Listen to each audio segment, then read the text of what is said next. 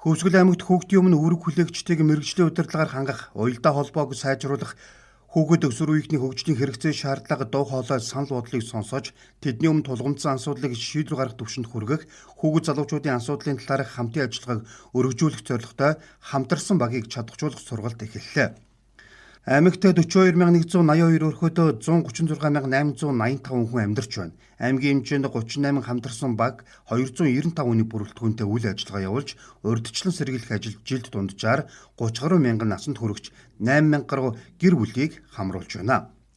Хамтарсан багийн сургалтаар хүүхдийн эрхэнд суурилсан хандлага мэдээлэл, хүүхэд хамгааллын бодлого, түүний хэрэгжилтийн арга зүй, сургуулийн хүүхэд хамгааллын багийн уялдаа холбоо, хамтарсан багийн ажлын арга зүй зэрэг сэдвээр Монгол Улсын гавьяат багш доктор Дид профессор Баавгай мэдээлэл өгсөн юм а. Хөвсгөл аймгийн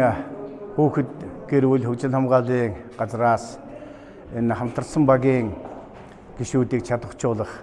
энэ сургалтыг энэ 2 өдөр зохион байгуулахаар өнөөдөр үйл ажиллагаа эхэлж байна. Тэгэхээр энэ сургалтын гол онцлог бол нэгдүгээрт хүүхэд хамгааллын тухай хууль шинжилэн батлагдаж 25 оны 1 сарын 1-ээс зарим үйл ажиллагаа, 24 оны 9 сарын 1-ээс үндсэн үйл ажиллагаанууд эхэлсэнтэй холбоотойгоор энэ хүүхэд хамгааллын хамтарсан багийн хувьд бас ажиллах эрх зүйн зарим нэг өөрчлөлтүүд орсон байгаа. Тэгэхээр энэ эрх зүйн шинэ орчин нөхцөлд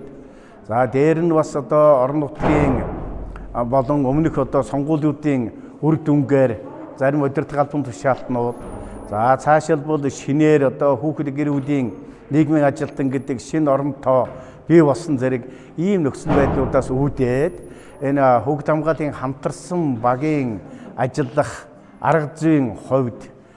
чиг үүргийн хувьд бас нэлээд өөрчлөлт орсон байгаа. Цаашид хамтарсан багийн үйлчлэгээ үйл ажиллагааг тогтмолжуулж, мэрэгжлийн нийгмийн ажлын үйлчлэгээ үр дүнтэй үзүүлж, кейс шийдвэрлэлтийн хувь үйлчлэгээний үр дүн, үйлчлүүлэгчийн сэтгэл ханамжийг нэмэгдүүлэн, гэр бүл суурилсан хүүхдийн хөгжил хамгааллыг дэмжиж, урьдчилан сэргийлэх ажлуудыг тогтмол зохион байгуулж ажиллах шаардлагатай байгаамаа.